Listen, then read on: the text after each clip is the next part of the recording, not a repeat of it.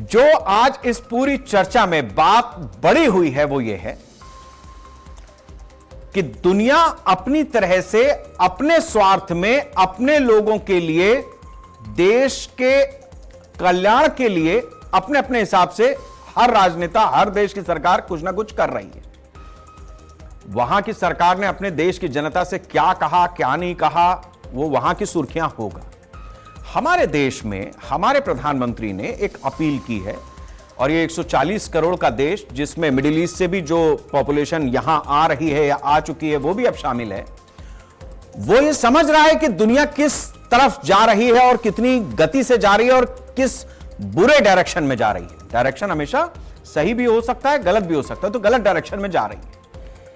तो ऐसी स्थिति में देशवासियों से जो अपील प्रधानमंत्री की तरफ से की गई है, उस पर देशवासी कितना खरे उतरेंगे यह समय बताएगा। सरकार से भी उन्हें अपेक्षा है कि वो भी थोड़ा अपना खर्चा पानी कम कर ले, इसमें भी कोई दो राय नहीं है। पलट करके लोकतंत्र का यही है कि संवाद होता है, होना चाहिए।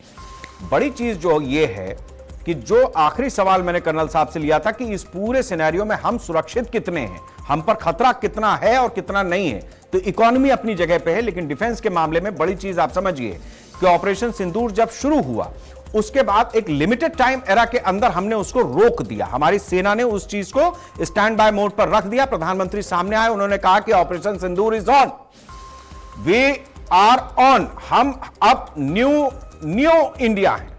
तो ये जो न्यू इंडिया है ये हर तरीके से सक्षम है क्या, इसको सक्षम बनाना पड़ेगा। कुछ जिम्मेदारी सरकार की है, सेना की है, विभागों की है और हमारी आपकी भी है। तो अपनी जिम्मेदारी को समझिए। फिलहाल सब ठीक ठाक है देश के अंदर।